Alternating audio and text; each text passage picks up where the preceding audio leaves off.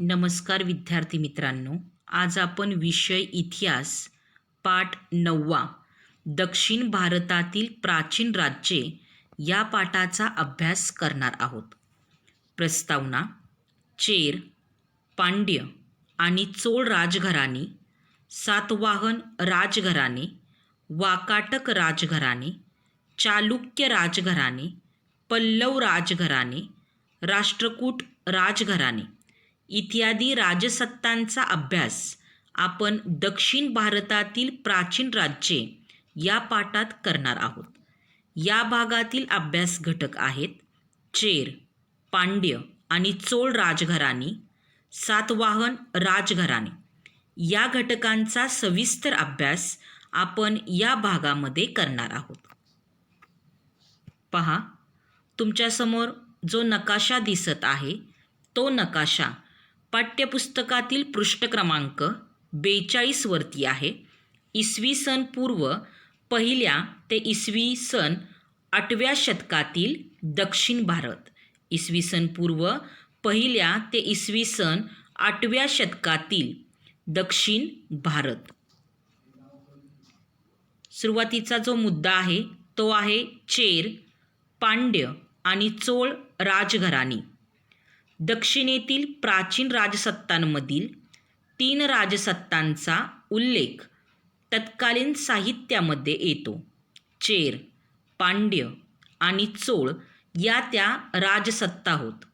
या राजसत्ता इसवी सनापूर्वीच्या 4थ्या शतकात किंवा त्याही पूर्वीपासून अस्तित्वात होत्या. त्यांचा उल्लेख रामायण, महाभारत या महाकाव्यांमध्ये करण्यात आला आहे.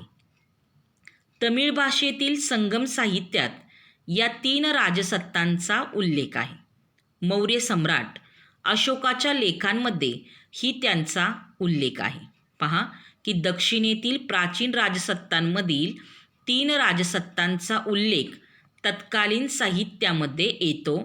त्यामध्ये चेर, पांड्य आणि चोळ या त्या राजसत्ता होत. तसेच पहा की Periplus of the Erythraean Sea या पुस्तकात मुजिरीस हे केरळच्या किनाऱ्यावरचे अत्यंत महत्त्वाचे बंदर असल्याचे म्हटले आहे. हे बंदर चेर राज्यात होते.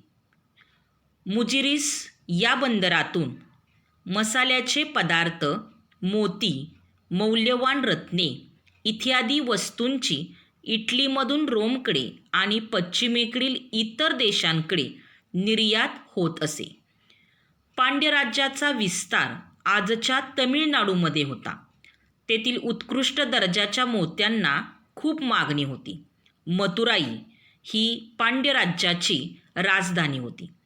प्राचीन चोळांचे राज्य तमिळनाडूतील तिरुचिरापल्लीच्या आसपासच्या प्रदेशात होते. पहा की पांड्य राज्याची राजधानी कोणती होती, तर मथुराई ही पांड्य राज्याची राजधानी होती.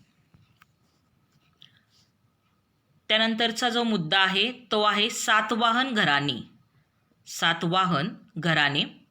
मौर्य साम्राज्याच्या ऱ्हासानंतर उत्तर भारताप्रमाणेच महाराष्ट्र, आंध्र प्रदेश, कर्नाटक या प्रदेशातील स्थानिक राजे स्वतंत्र झाले. त्यांनी छोटी छोटी राज्ये स्थापन केली. त्यांपैकी सातवाहन घराणे होते. प्रतिष्ठान म्हणजेच पैठण ही त्यांची राजधानी होती. राजा सिमुक हा सातवाहन घराण्याचा संस्थापक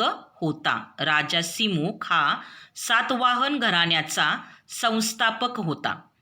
पुणे जिल्ह्यातील जुन्नर जवळच्या नाणेघाटातील लेण्यात असलेल्या कोरीव लेखांमध्ये या घराण्यातील महत्त्वाच्या व्यक्तींची नावे आहेत.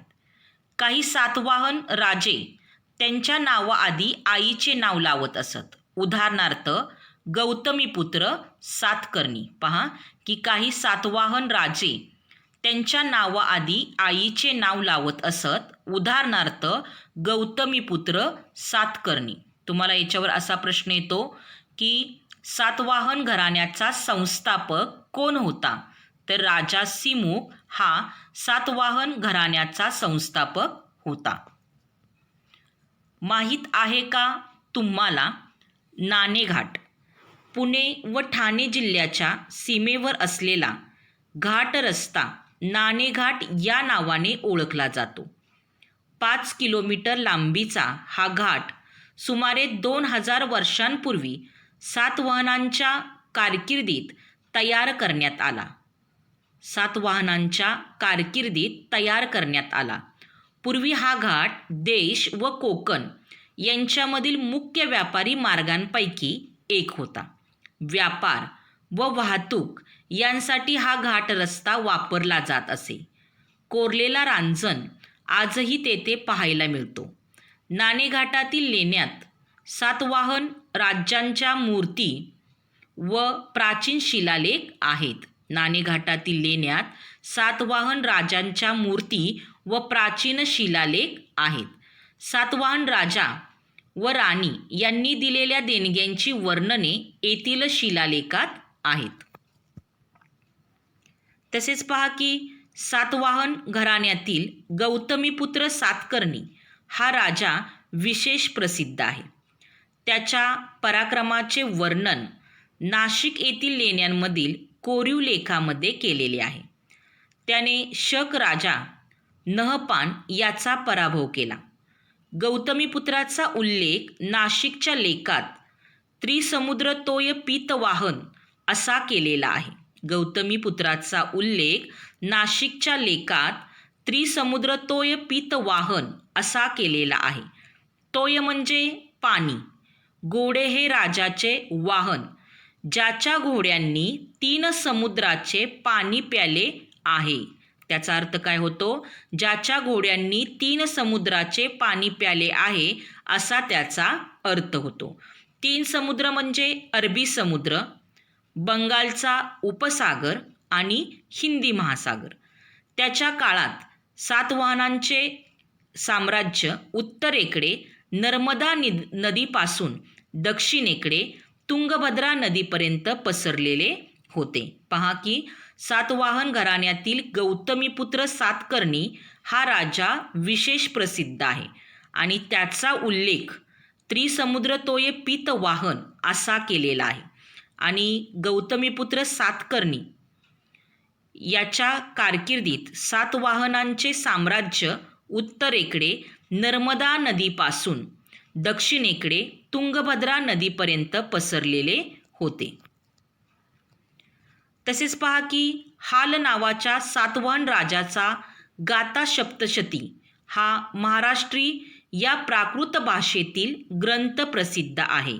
हाल नावाच्या सातवाहन राजाचा गाथा सप्तशती हा महाराष्ट्री या प्राकृत भाषेतील ग्रंथ प्रसिद्ध आहे.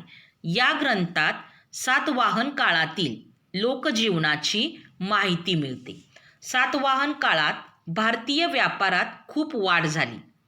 महाराष्ट्रातील पैठण, तेर, भोकरदन, कोल्हापूर या स्थळांना व्यापाराची केंद्रे म्हणून विशेष महत्त्व प्राप्त झाले. पहा की सातवाहन काळात भारतीय व्यापारात खूप मोठ्या प्रमाणात वाढ झालेली होती. महाराष्ट्रातील पैठण, तेर, भोकरदन, कोल्हापूर या स्थळांना व्यापाराची केंद्रे म्हणून विशेष महत्त्व प्राप्त झालेले होते. तसेच पहा की या काळात अनेक कला वस्तूंचे उत्पादन तेथे होऊ लागले. भारतीय मालाची निर्यात रोमपर्यंत होत असे.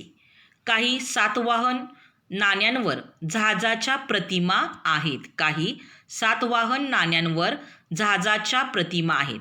महाराष्ट्रातील अजिंठा, नाशिक, कार्ले, भाजे, कानेरी, जुन्नर येथील लेण्यांमधील काही लेणी सातवाहनांच्या काळात खोदलेली आहेत. पहा की महाराष्ट्रातील अजिंठा, नाशिक, कार्ले, भाजे, कानेरी, जुन्नर येथील लेण्यांमधील काही लेणी सातवाहनांच्या काळात खोदलेली आहेत.